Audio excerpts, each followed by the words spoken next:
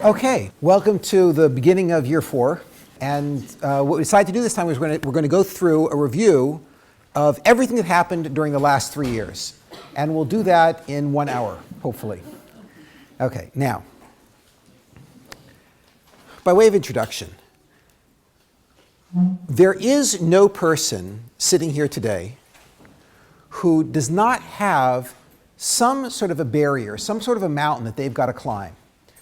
Either a financial obstacle, a psychological obstacle, an emotional obstacle, some sort of physical obstacle. Every single person here is experiencing, to some degree, some sort of a crisis in their life, which it seems like it's impossible to get out of. And the question is, do we just make peace with these mountains that surround us, or is there another way? Is there another path? The approach that we're learning together is an approach that was put forth by the Mashgiach, the spiritual supervisor of the Mir Yeshiva in Poland, Rabbi Levavitz. And Rabbi Levavitz gave one class that went on for about 2 years. And during that one class that went on for about 2 years, he gave it every single day for about 2 years, he explained that a person is given a choice in life. They can live within nature, or they can soar beyond. And if they want to soar beyond, there's a technology, there's a path, there's a tool that was handed down to the Jews at Mount Sinai. And that tool is a tool which enables you to levitate, to go beyond the mountains, to lift yourself up above the obstacles. And then he proceeded to list off exactly how that system works. And that's the system that we're reviewing right now. Today we're going to try to go through the 10 initial points in his essays, in his book. Rabbi Yerucham starts off and he says like this. He says that there's a scene in the Torah in which Jacob goes to confront his brother Esav, his evil brother Esav. And the Torah goes into great detail about how he took precautions to ensure that he would survive this confrontation. He prayed, he prepared immense gifts, and the gifts were prepared with extraordinary care to and attention to the packaging. He sent sheep and livestock to his brother Esav to try to impress him. And the oral tradition describes how he spread the sheep out in waves, calculating out the curvature of the earth, so the distance that Esav would be standing, it would all blur into one massive sea of apparent sheep. And in this way make an immense impression. This was Madison Avenue at its best. So he prayed, he prepared these gifts, and he also prepared for war. In case everything didn't work out, he was ready with the arms so that he could actually fight back and perhaps triumph against his brother if his brother decided that he wanted to attack. Rabbi Yerucham quotes Nachmanides, the Ramban, saying, why is it that Yaakov did all these things? After all, Jacob was a prophet, and he had been told by God that he was going to be the father of a great nation. 12 tribes would descend from him. Eventually they would become millions and millions of people. They would inhabit the world. They'd be a light unto the nations. He had to survive. It was a prophecy. He was going to survive. So he's going to survive. Then why do you have to do all these preparations? And Nachmanides says, because we have a principle, you cannot depend on a miracle. Okay, now, that's the setup. Why did Jacob make all these efforts? You can't depend on a miracle. Rabbi Levavitz stands up and he says, Nachmanides, what are you talking about? What miracle? Here you have Jacob, who's a very nice person, and he's articulate, and he's sincere, the height of sincerity. And he approaches his brother and says, my brother, I love you. I just want to be your ally. Let's work together. I will never attack you. I will never have a conflict with you. I will always be supportive of you. Rabbi Yerucham asks, If you have two brothers who had a fight, is it a miracle if they get together a few hours before Yom HaKippurim and one says, I'm really sorry, I apologize, and the other one says, you know what, is that a miracle if he says, I forgive you, let's get it together? That's a miracle? What kind of a miracle do you need here? Is it a miracle if he used the example that there's a thief who breaks into a house and he wants to, and then the owner of the house suddenly shows up and he puts a gun to his head and he says, I'm going to kill you, I'm going to take it. And the owner of the house says, please, I have children, please don't kill me. Is it a miracle if the robber has mercy on this person and doesn't kill him? I mean, after all, we all believe people change. People change. So fine, he came to do something bad, but he changed. He decided to do something nice, and he's going to let the man go. Would it be a miracle if Esau decided to forgive his brother Jacob, let it go, and they would just become friends? Is it a miracle? And Rabbi Yerucham Levavitz drops a bomb. He says, you know what? Yeah. It's a miracle if a selfish, cruel person who's only interested in what makes his life comfortable, his whole aspiration is to acquire wealth, power, honor, that he decides to be sweet, that's a miracle. Why?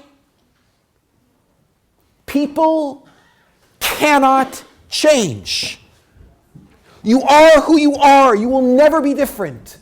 The guts of a human being are in place forever. They are permanent. Therefore, if they changed, it would be a miracle.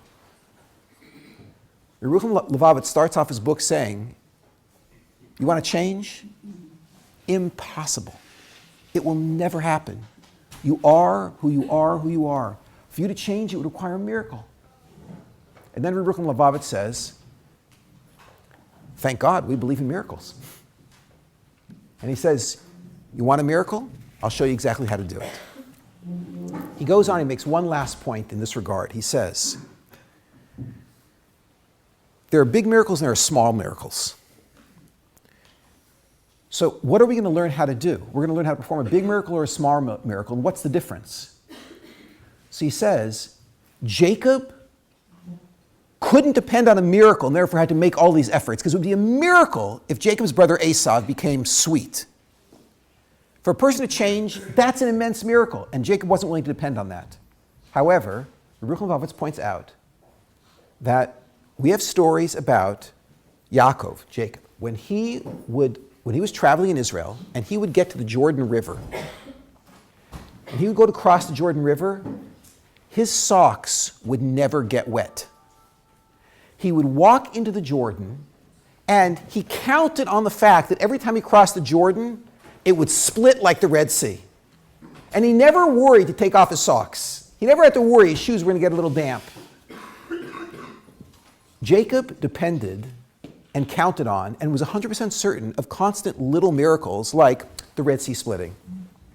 The Red Sea splitting, that's no big deal. For a human being to change, oh my goodness.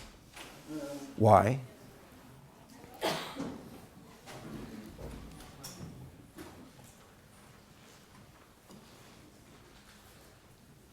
The more closeness in the physical world is measured by inches.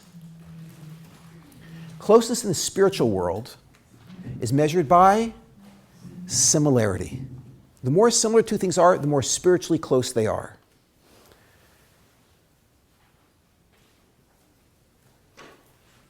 The one creature on planet Earth that is most similar to God is the human being. We are created, B'Tselem Elokim, we were created in God's image. There's no creature that's anywhere near as much like God as we are. God's most obvious character trait is his permanence. He is who he is. He never changes. Therefore, a human being so close to God is the most permanent of all creatures. A tree can change. Dogs and cats, no problem. Yeah? human beings that are so much like God, because they're so much like God, they're very permanent. For a human being to change would require an immense miracle. That's the kind of miracle that we're going to learn to perform. And once you have the ability to change yourself, then small things like walking across the sea and having it split, that's no big deal. Okay, that's his introduction.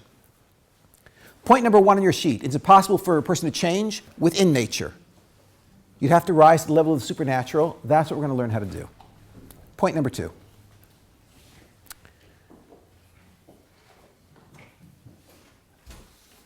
There is a passage in the Ethics of the Fathers, in Pirkei Avos, which says as follows. It says, how precious are the Jews, Chaviv in Yisrael, how precious are the Jews?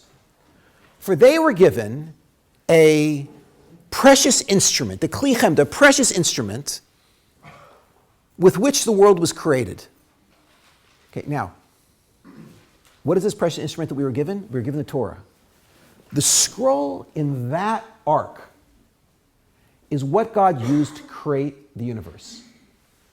So like, why is it so wonderful that we possess this thing? It's a famous artifact. Yeah, it's like, that I've got the thing that created the world. Like I could open up a museum. Obviously not. Why is that it's so important that we've got that? So the answer is like this.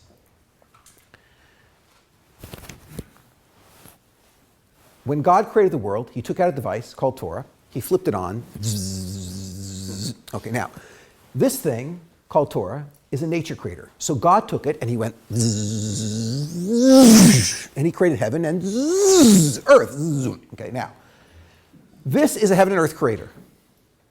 If this is a heaven and earth creator, if it can create all of nature, then in theory, if I took this thing and I pointed at myself and I flipped it on, in theory, I could change my own nature. He starts off by saying, the reason it's so important that we possess the device that created heaven and earth, that created all of nature, is because you've got to know that with this exact same device, you can go back in and you can change your nature. And therefore, he says, the first prerequisite to creating this miracle of personal change, to be able to rise above nature, is you got to plug the thing in. You must be connected to the power source, which is Torah. To the extent that someone is involved in this thing called Torah, to that extent he can change.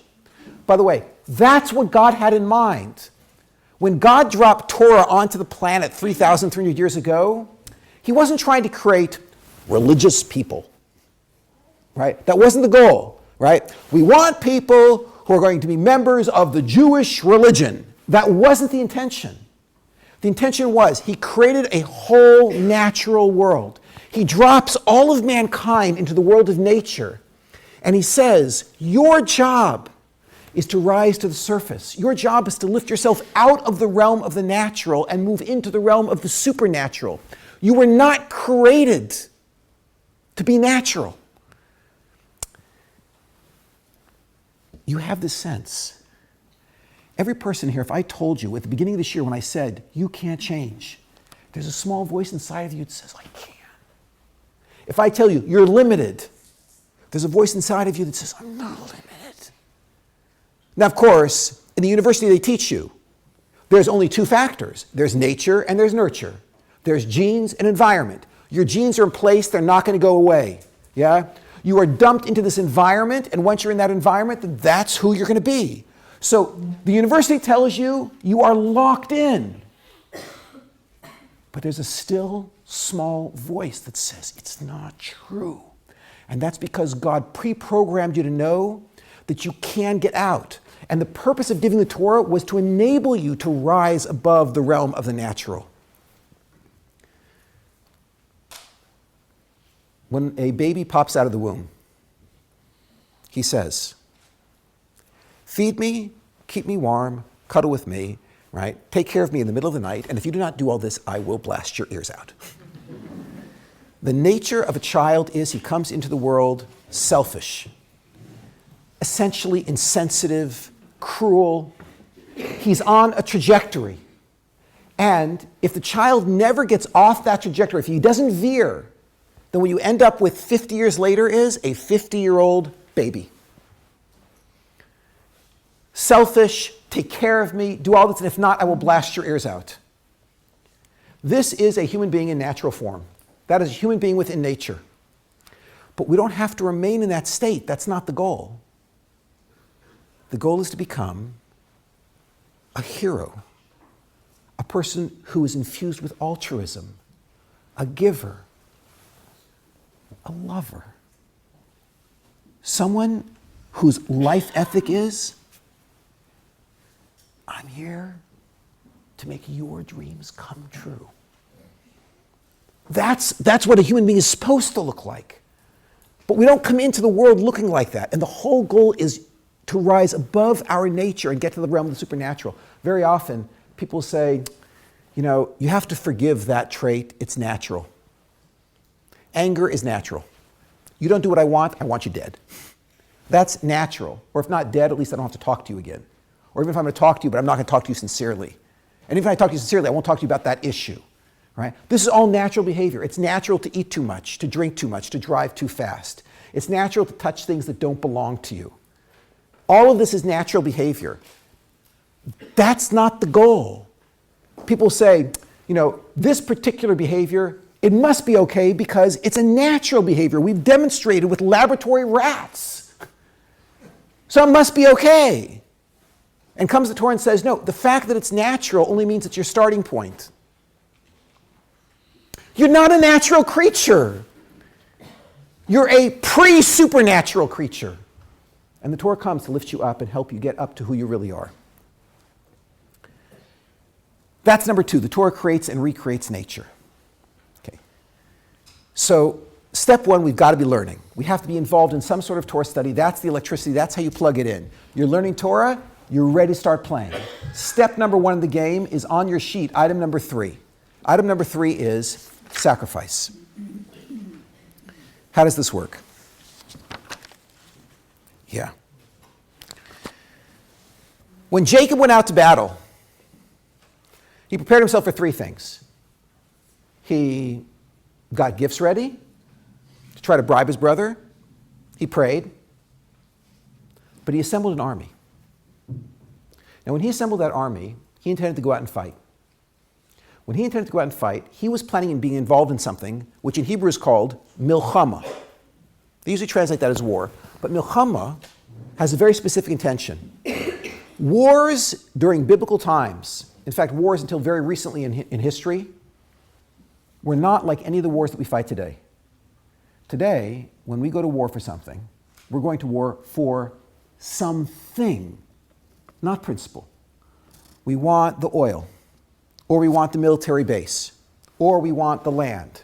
There's some resource that we're going to war for, and the whole goal is to ensure that you conquer in order to get that resource. And by the way, if we cannot get that resource, it is common sense that you would never fight the war. There is no reason that this country or any country on the planet today would ever go to war knowing they're going to lose the war, because the whole point is to win and to get the resource. Today, our highest goal is the acquisition of resources. Once upon a time, that's not how people fought wars. In the old days, this is so hard to imagine. When we think of these people, they seem crazy to us. All wars were religious wars, or they were wars for the king. When you went to war for the king, or when you went to war in a religious war, you went to war even if you knew you were going to lose. Why am I going to war? I'm going to war for the honor of the king, knowing I will die. Or I'm going to war for the honor of my religious beliefs, knowing that I'm going to die. There was a concept called self-sacrifice. Okay. That concept is entirely foreign to the natural world that we live in. In nature, the whole point is survival of the fittest. It's all about hanging in there, never losing. And if you're going to play and lose, you don't play. The concept that there's a principle that's worth more than my life is so foreign to us that when we hear about people who would give up their life for something, we assume they're not psychologically well. Because no psychologically well person would ever have anything in their life worth dying for. But by the way, already when I start to use this vocabulary, you start to see that people who have nothing worth dying for have impoverished lives because they don't possess anything that's more valuable than their life. For we as Westerners, can you imagine if there was something that you owned which was even more valuable than life itself? It's incomprehensible there could be anything that precious. But once upon a time, people felt that there were things that were more precious than life itself, things that were worth dying for.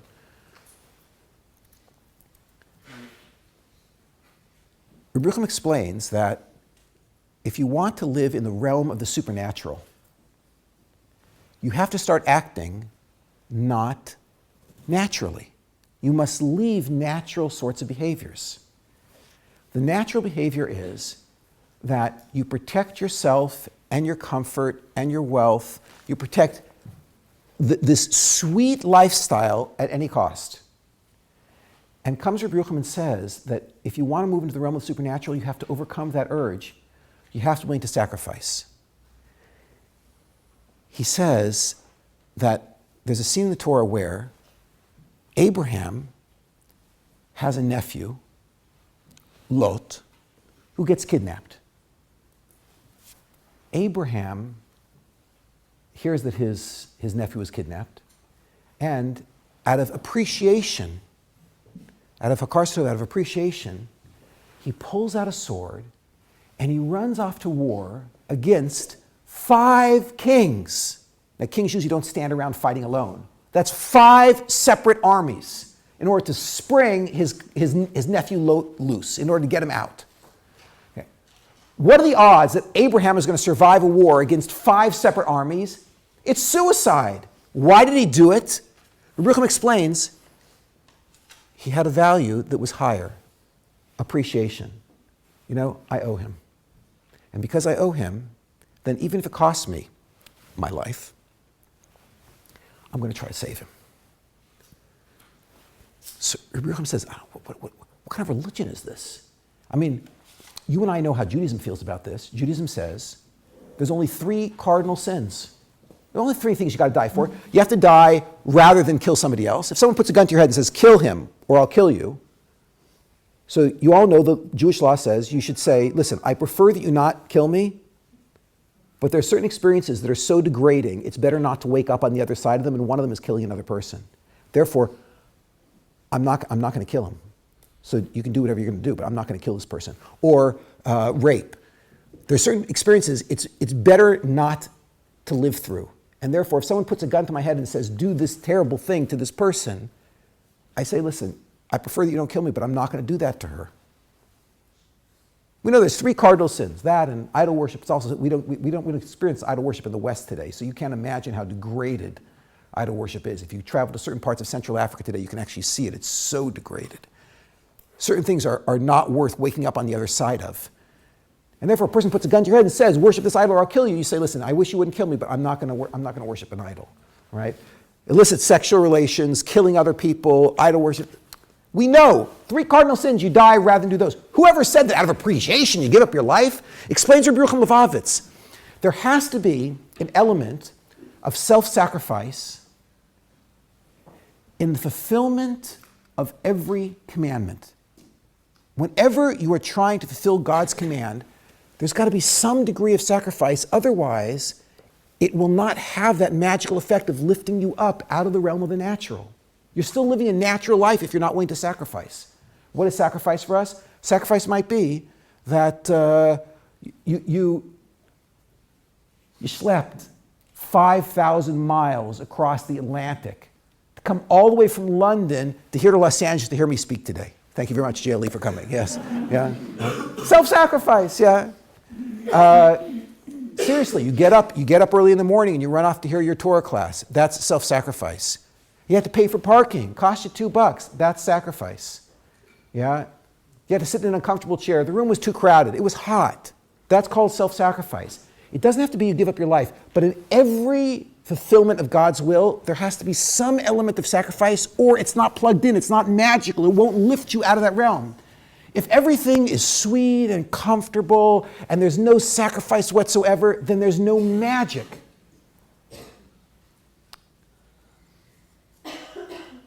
Today, a kid heads off to university, and the child expects that my parents will pay for university. And if the university is away from home, then he expects my parents will pay for a dorm for me to live in or for an apartment. And I live far from the universities. My parents have to buy me a car. And then when I graduate from university, I expect I'm going to get a high-paying job. I'm not going to work for $3 an hour. I graduate from university. I expect to come in as, if not the CEO, but at least, some important position in the company. There's all these expectations. It should be easy. That's the way that it should work. You graduate from law school and you get the job. Okay, today people are waking up. That's not reality. That's not the way that it actually works. And certainly, for my parents and my grandparents and my great-grandparents and my great-grandparents, they never knew of such a thing. Yeah? They started in every generation with nothing. And they worked like dogs. They slaved away to try to put food on the table. And it wasn't comfortable. And they did anything they could do to make things work. And in addition to that, they kept Shabbos. So that when the guy hired them in New York and said, I'll hire you, but I hope you're not one of those religious Jews, and on Saturday the guy doesn't show up, and when he shows back up on Sunday, the employer says you're fired. So every week you had to go get a new job. That's the way that it used to be. To keep Shabbos, you had to lose your job every week. So today we're starting to get back into the reality that to accomplish something in life, it requires sacrifice. It's not going to be easy. Certainly to accomplish something in spirituality, if there isn't sacrifice, it will not happen. These are not popular words. That's why most people live natural lives and end up caught in the trap. They're like the mouse on the wheel and they can't get off. Because unless you lift yourself up out of the natural world by sacrificing, you're stuck, you're locked in. Next item on your list, beyond sacrifice.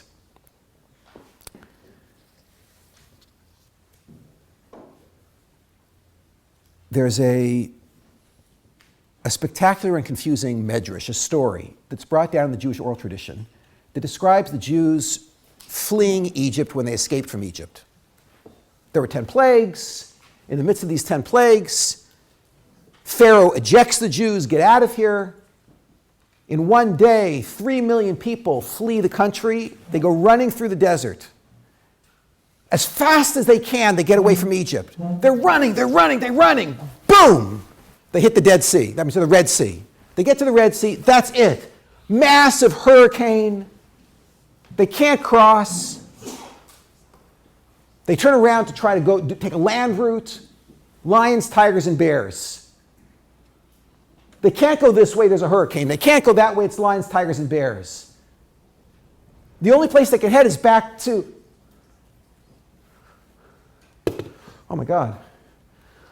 They turn around, and there he is, coming over the hill, none other than the Pharaoh himself, Hitler, with his army, the man who wants us all dead. And the chariots are coming down the hill. And the Jews burst out in prayer, and the verse says, Uparo hikriv. In the English translations, it always says, and Pharaoh drew close. He approached. Okay. But you know Hebrew grammar. Uparo hikriv. The hay of hikriv is causative. Literally the phrase uparo hikriv means, and Paro, Pharaoh, caused closeness.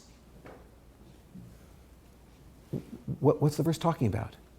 And then it dives into this incredible metaphor. There was a prince who was wandering through a forest. And as the prince was wandering through a forest, he heard screams. He rode his horse towards the streams, and as he rides his horse towards the streams, there's this young maiden, a princess, and she's there, and she's being abused by these terrible robbers who are trying to steal from her. The prince sees the scene. He rides in on his horse. He knocks over the robbers. He picks up the princess, puts her on a horse, and rides off into the sunset. The whole time she's saying, "You saved me, you saved me." He says, "I know." Yeah, right? So they ride off towards his castle. He takes her to the castle. He really would like to ask her to marry him. But he feels like, I can't ask her today. It's abusive. She just had this rough day. She'll say yes because she's so emotionally moved. Let her calm down for a couple of days, then I'll pop the question. He takes her back to the palace. He says, "Listen, the west wing is yours." He gives all of his servants instructions, take care of her, right? They bring her beautiful clothing. They make her spectacular meals. Any kind of entertainment she needs, they take care of. A week goes by, 2 weeks goes by, he doesn't hear anything from her. After a while, he sends a message. He says, "Could you ask the princess if it's possible I could speak with her?" The servant comes back, and he says, "I asked her. She says she's busy right now. She can't talk." "She's busy? What is she doing?" "She's studying for her GREs." Yeah? So he says, "Tell her I really want to speak to her." He sends message after message, and she can't. She's redecorating. Yeah? She's not going to give him the time of day. Prince only has one option. Prince sits down at the table, and all of his most trusted officers are sitting around the table. And he says, "Gentlemen, you understand what needs to be done." They all nod. He says, "Tomorrow, 3 o'clock in the Rose Garden. See you there." Next day, she's taking her usual walk through the Rose Garden, 3 o'clock in the afternoon. Suddenly, out of no place, all the king's men, dressed up like bandits, right, go running after her. She screams, "Ah, help me, help me!" On cue, the prince rides in on his horse, knocks over all of his own men, right, picks her up, puts her on his horse, rides off into the sun. She says, "You saved me, I love you." He says, "Will you marry me?" She says, "Yes." "Exactly, okay, here we go." Okay. The Midrash says, that's what it means. "And Paro drew close." That Pharaoh drew the Jews close to God again. Tells the whole story. When the Jews were in Egypt, it was rough. There were people being killed. They were being hit with whips. And they cried out to God, "Please, please save us." And God said, "Fine, I'll come and I'll save you." And he made 10 plagues and he ejected the Jews out of Egypt. And he said, "Come with me, I'm going to take you to Mount Sinai." But then they were wandering through the desert and they were eating manna and everything was great and they were relaxed and they didn't feel the need to call out to him anymore. Everything was good. Let's be straight. Do you pray differently when you're facing crisis than on an ordinary day? So the Jews had relaxed. They'd relaxed. And they weren't crying out to him. And God said, "I only want closeness with you. I want you to live with me." And the Jews are like, "We're busy right now." So God said, "I have one choice. I'm going to send Pharaoh, right, my trusted servant, and he'll rekindle the relationship." That's why God sent him. End of story. Steps in Rabbi Levavitz from Mir and says, "Hey, wait a minute. What's going on here?" He says, "Isn't it true that the purpose of prayer is to get us out of trouble? So anytime you got your back up against a wall, man, those Egyptians are coming, I'm about to die, the response is pray." And the tool of prayer was given so that when you have your back up against a wall, you have a rope ladder to climb out. But if that's the case, then why do you really need prayer? I mean, after all, just have God not cause the problem in the first place. If there would be no cancer, if there would be no financial crisis, if all of my kids would be doing fine, if I could just get married, right? What do I need prayer for? So why create crises and then teach us to pray? Just don't create crises. Yerucham says, look back at the story. It's not that first comes a crisis and the way to get out of it is prayer. It's that the whole goal is prayer. what is prayer? So the Targum Yonasan, the Aramaic commentary on the Torah, translates the words that V'ikra b'shem Hashem, he called out in God's name. He translates those words as, right, V'tzali b'shem Hashem, he prayed in God's name. That is, praying and calling out are the same thing. What does it mean, praying and calling out are the same thing? This morning, I live in Eretz Yisrael, I live in Israel. And I have this amazing, amazing device. My favorite piece of technology in the entire world, yeah, is my link back to my wife. Yeah, right? My Samsung, yeah? And this is precious to me because I can get on this and I can talk to the one that I love. This morning I called, no answer. So I said, this is your husband, your only husband, the one you love. Yeah, calling, right? I'll talk to you later. I said when I started the message, I said, Chana. I called her name, and then I left my message. When you call somebody's name, that's an act of intimacy. Chana, Chana. That's an act of intimacy. Prayer is not a means to an end. It's an act of intimacy. Now, the reason why we don't relate to prayer that way is not because we're not religious. That's not the reason. If only that was the problem. Religiosity, that's an easy thing to fix. The reason that we don't relate to prayer that way is not because we're not religious, it's because we are non-intimate. We live in a generation that isn't interested in relationships and closeness anymore.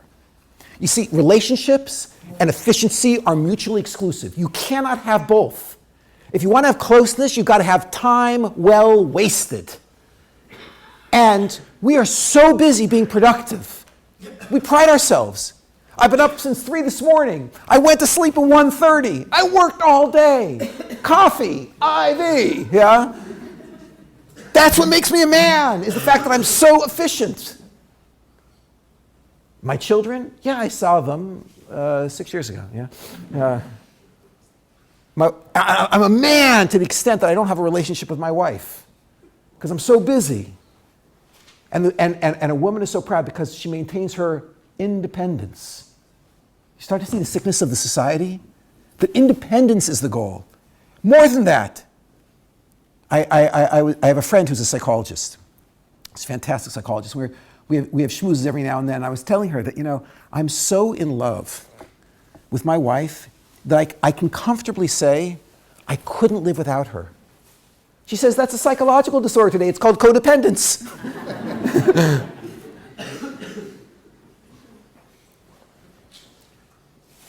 The problem is not that we're not religious. The reason that I can't relate to prayer is because I'm not a person of intimacy. Watch this. The whole goal here is to move from the realm of the natural to the realm of the supernatural. In the natural world, there is something, I admit, there is something in the natural world called procreation. But there ain't no such thing as love. Love is supernatural. It's a gift of God. It only exists when you move out of the realm of the natural. In the natural world, survival of the fittest. The selfish gene. Me first. I'm not happy. Moi, moi. It's all self-focused. That's natural. To be in a state where the only thing that matters is that I want to make your dream come true. That is not a natural state. That's a supernatural state. Why did God create the universe? It's not because he needed anything. God is a lover with a capital L. He just wants to give and take care of and make dreams come true. And he is the model that we're trying to follow. Therefore, if you want to move into the realm of the supernatural, Rabbi Yerucham says, you must be involved not only in Torah and sacrifice, you must be involved in prayer. You got to talk to God. I'll tell you a story. Several years ago, I wrote a book on parenting. And the book that I wrote talked about 3 very important principles in parenting. Planting, which is a cognitive process, building, which is a behavioral process, and prayer. And I explained that if you want to bring forth the potential of another human being, whether that other human being is a child or a spouse or a student or even yourself, you have to be involved in this cognitive process, this behavioral process, and prayer. Prayer is the key third ingredient. The book, the manuscript, got a tremendous amount of attention, and 3 networks, ABC, CBS, and NBC, all said they wanted to cover the release of the book, and they wanted to know if I would go on talk shows. So in my great modesty, I said no, but okay if you force me. And I ended up going on about 100 talk shows across America. When they presented in order to do this, you actually have to be represented by a PR firm, so Reuter Finn represented me, and Reuter Finn came to me and they said that, we're happy to take your case and we're very excited. We think it's going to be a great book. In fact, they told me in advance, most people don't realize this, they said it's going to be a bestseller. So I said, how do you know? They said, well, they explained to me the whole process that bestsellers don't happen spontaneously. A bestseller is actually chosen by the PR firm together with the publishing companies, and they schedule the release of bestsellers spread out enough so the market can handle the influx of cash each time when they release a bestseller. They don't want to release bestsellers too close to each other. So your book is going to be a bestseller. And so we're going to train you. We're going to give you television training so you know how to appear on television, how to speak, how you have to dress. You can't wear a white shirt on television because white bleeds out with a color camera, and therefore you have to have a shirt that's a little bit off-white. And how to speak, and you never cross. And all sorts of interesting television training. And one last thing, when you present your book, we're very interested that you present, we noticed there's 3 principles: planting, building, the cognitive, the behavioral, and prayer. So we think America is going to go wild over those first 2 principles, and we really recommend that you speak about planting and building a lot. The cognitive and the behavioral, talk about that. So I said, what do you mean? And they said, we're sure you understand.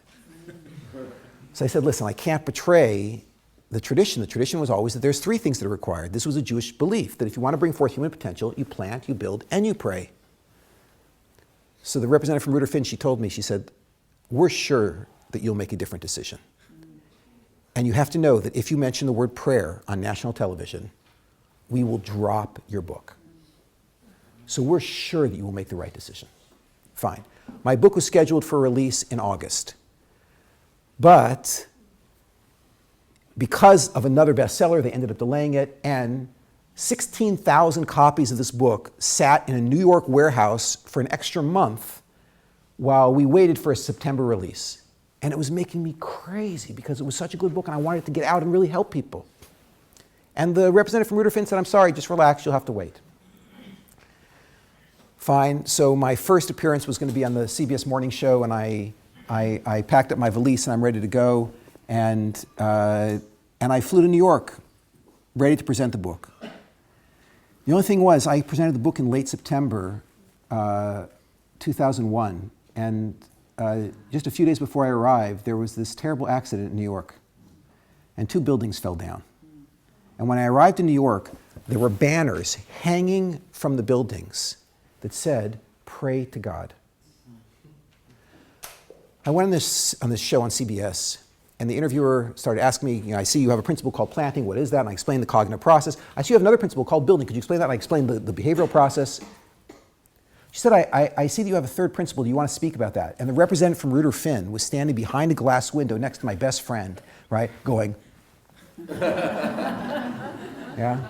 My best friend was going. And I said, yeah, there is a 3rd principle. She said, I see it's called prayer. Do you want to talk about what exactly that is? And I turned to this lady and I said to her, tell me something. Are there circumstances that you never want your children to experience? And there was this deep contemplation, this moment of silence. And her eyes got wet and she said, yes.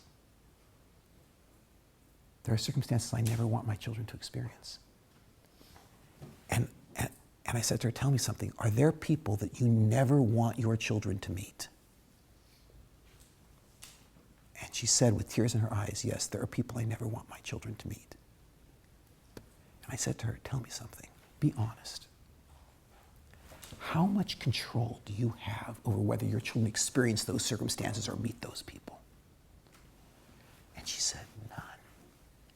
And I said, today, if you do not pray for your children, you are insane. And she said, yes, you're right. And my friend went, ah.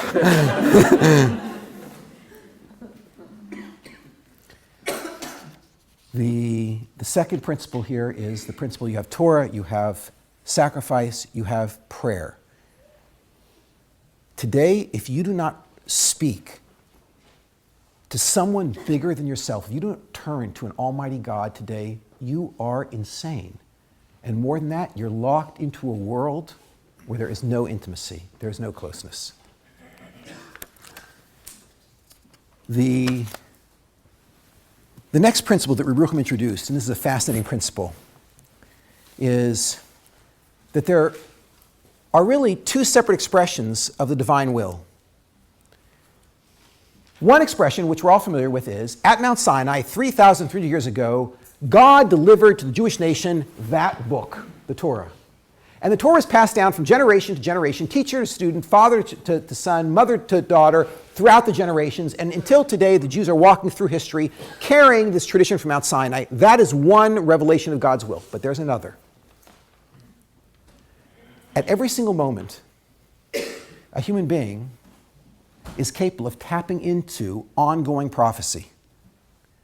And there are many, many, many people, we're talking about millions on planet Earth, who experience this on a daily basis. The prophetic organ in the human being, the one that allows you to tap into this second revelation of God's will, is called the cerebrum. It's your intellect. And God whispers into your intellect his will. That's called common sense. Or in the language of the sages, it's called derech eretz, the way the world functions. A human being is obligated to follow God's will, both the Torah and this other revelation, which you can get constantly just by thinking. A person is obligated, Rabbi Lubavitch says, to be reasonable and rational. Now, of course, sometimes there's a conflict between what it says in that book and what's reasonable and rational. It's reasonable and rational that you should, for example, eat every single day. Otherwise, your blood sugar will drop, it'll mess up your metabolism. There's lots of good reasons to eat every single day. But it says in that book that you don't eat on Yom Kippur.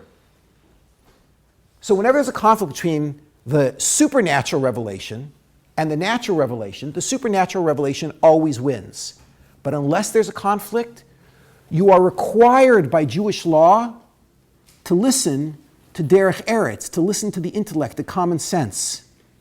And Rabbi Lubavitch says that it is no less of a spiritual achievement to follow your intellect and live reasonably as it is to keep any there. He says there's no difference between keeping kosher or keeping Shabbos on one hand, and on the other hand, when you write out a check, to mark in your check register the amount of the check so your next check doesn't bounce.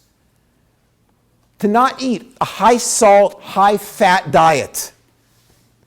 To follow what's obvious and reasonable. When you park your car, put money in the parking meter so you don't get a ticket. Live intelligently.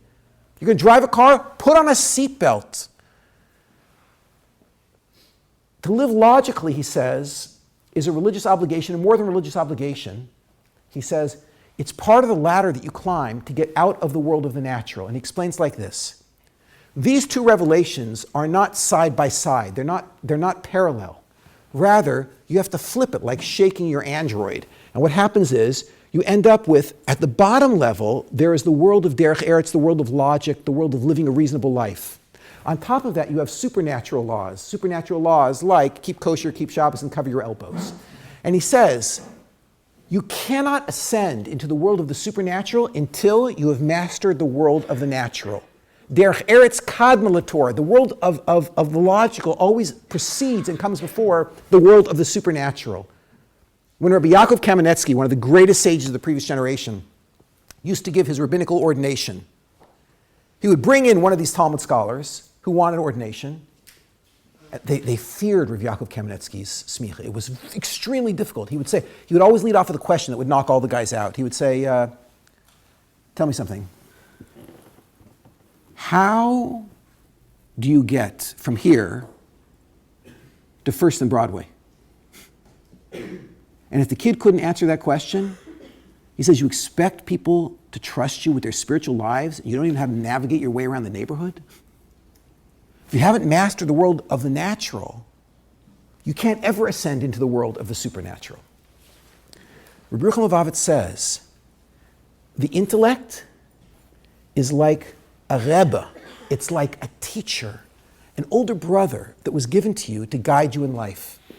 It was given to you by God, and you must listen to the intellect. He says the next step in ascending out of the world of the natural is you must first master the natural by living a reasonable, logical, good life. Next step. He explains, there's supernatural law, the 613 commandments, and there's natural law. Again, live reasonably. He says there are two differences between these two bodies of law. The first difference, he says, is latitude, and the second difference, he says, is mercy.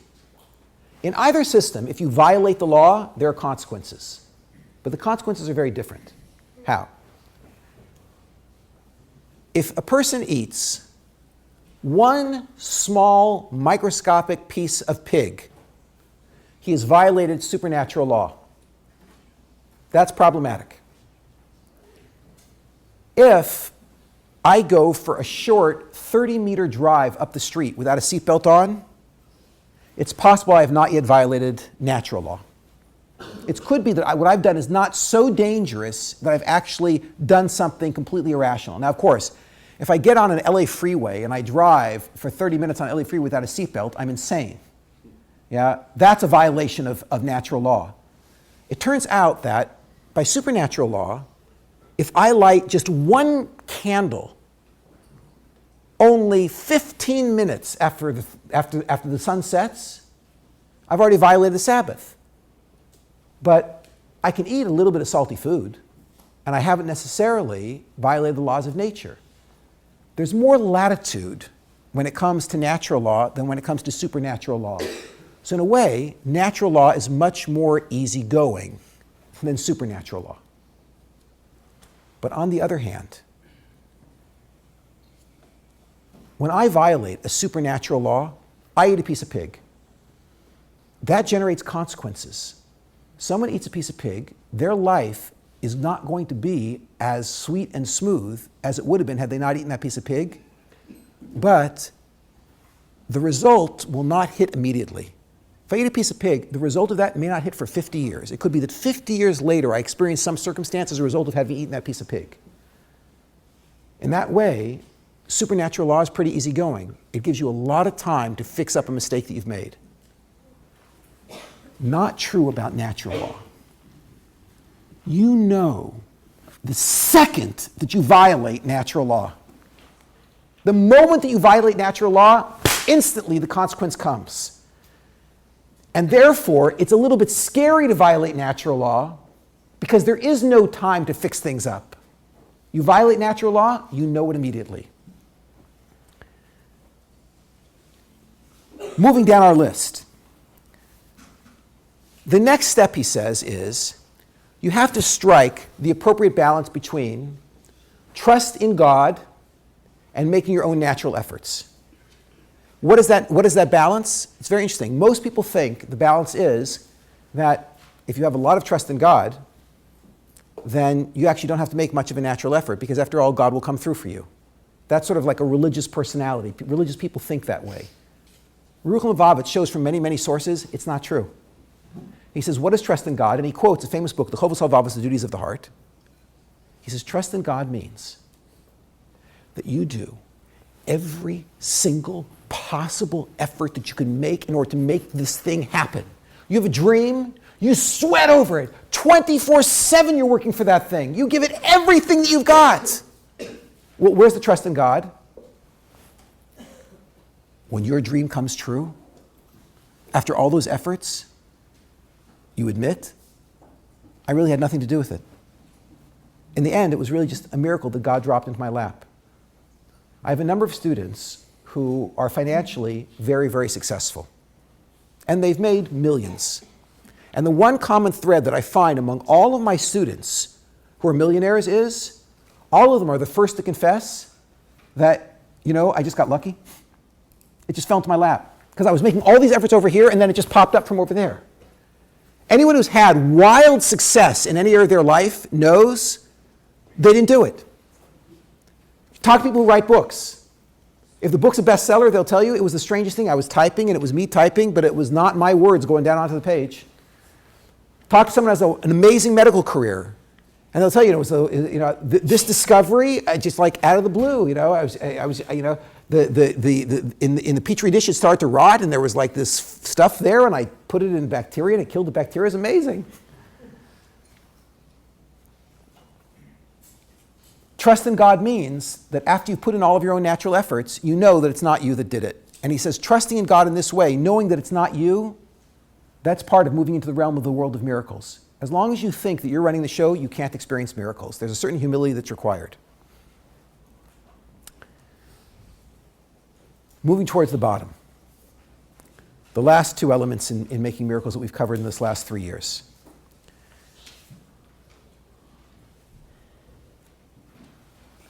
He explains you cannot move into the realm of the supernatural unless you work so hard that you are flat on your face, exhausted, finished. He said that is absolutely required, what he calls yigia. Yigia shnehem mishkachas avon. If you want to move into the realm of the supernatural, you must be someone who mamish, you give every drop of energy you've got and then 10% more. My children are all long distance runners. And they belong to a runners club. And in that runners club, everyone there has run multiple marathons, and some of them run ultra marathons. And of course, you all know that physically, it is impossible to store enough glycogen in your body to make it through 26 miles. It can't be done. At some point, everyone running a marathon runs out of glycogen. When you run out of glycogen, you experience something called the wall. When you experience the wall, every single part of your body starts experiencing extraordinary pain. Your earlobes ache. Everything. And anyone who's ever finished a marathon, if they didn't walk it, they hit the wall and they ran through this immense pain where they had no energy left.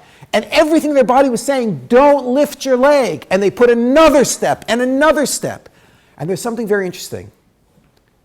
Almost without exception, everyone in my children's running club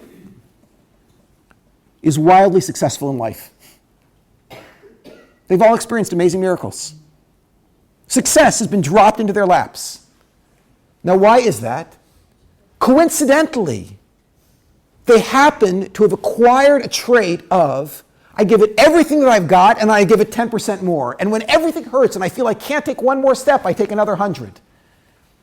That trait is absolutely required if you want to step out of the world of the natural and move into the world of the supernatural. And last but certainly not least, the final element that we spoke about in the last 3 years is, in the natural world, there is no such thing as empathy. There can't be empathy in the natural world. If lions empathized with sheep, they would starve. If weeds empathized with the plants they're strangling, they wouldn't exist. Can you imagine an empathetic bacteria? It can't be. The rule in the world of nature is kill or be killed. And therefore there can't be empathy. Empathy belongs to the realm of the supernatural, and therefore, he says, part of the normal ascent from the world of the natural up into the world of the natural is you must develop an empathy muscle. We know very little about the biography of Moses. Very little. His whole biography is contained in a few lines in the Torah. But here's what we know. This was the beginning of Moses' life, according to the Torah. He's a young guy, and he's growing up in Pharaoh's palace, being raised as an Egyptian. One day he looks out the window, and he sees, right, acres and acres and acres filled with slaves making mud bricks and building pyramids. And he looks out and he says, like, they must be in pain, and it's not enough. He runs out of the house. He runs down to the barbed wire. He gets to the barbed wire. The guards right. He said, Prince, are you sure you? And he says, open the gate. And they say, there's slaves in there. It could be dangerous for you. Now, open the gate, he says to the guards. The guards open the gate. Moses runs into the fields with the slaves. And you can imagine all the Jews looking up, and they're seeing this Egyptian prince running through the fields. And he runs up to some poor Jew there that's got his shoulder into this massive brick, and the Jew's pushing the brick, trying to get the brick into place. And Moses leans down and he puts his shoulder to the brick next to this Jew, and he starts pushing. And the Jew looks at this Egyptian prince and he says, what are you, crazy? What are you doing here? Moses says, I'm going to get you guys out. The Jew says, what are you, crazy? You're pushing bricks. You want to get us out? You are in the palace. Go into the palace and speak to them. Moses explains, it won't help. No one's ever escaped Egypt. If you want to escape Egypt, you need a miracle. In order to get a miracle, you have to experience empathy. I've got to feel your pain. Moses feels their pain. He goes back to the palace. He sees an Egyptian beating a Jew. He feels the pain of the Jew, kills the Egyptian. He has to flee. He runs off to the land of Midian. He gets to Midian. When he gets to Midian, there's a bunch of Midianite women there who are shepherdesses who are trying to feed their sheep, and the men won't let them near the well.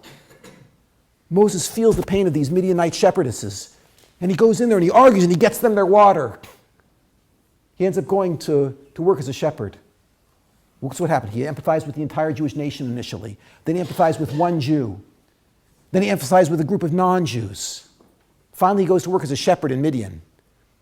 And working there as a shepherd, he's guiding a sheep, and one sheep suddenly bolts. And Moses is trying to carry the sheep, but that sheep's running off in this direction.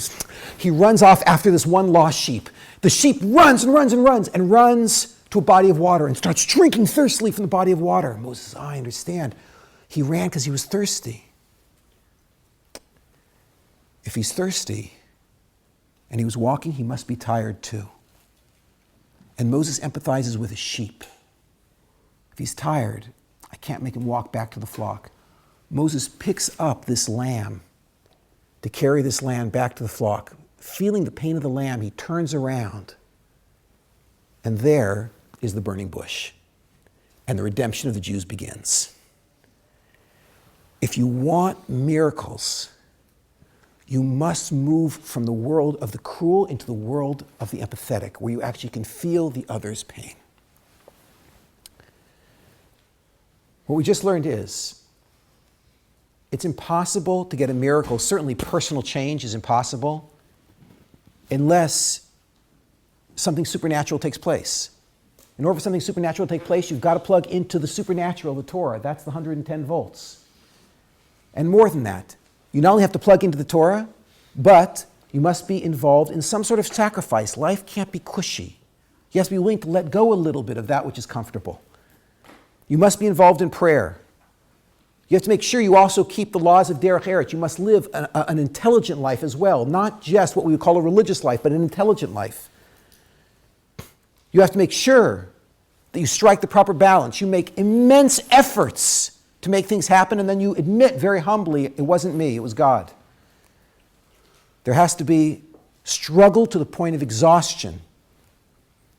And finally, we have to move into the world of empathy and feel the pain of others. These are the first 10 of about 30 steps that, when practiced, consistently create miracles here in this world. Big miracles like being able to change yourself, to be able to become everything that you are in potential, and even what we would call small miracles like just splitting the Red Sea. What we're going to do, God willing, is starting next month, we're going to start learning the 11th step, the next step. And we'll knock off, God willing, about one step a month for the next, it'll probably be about 24 to 36 months until we actually finish learning the whole system. And then you can all go home and practice being wizards. Okay, have a wonderful month. We'll see you, God willing, next month. Take care.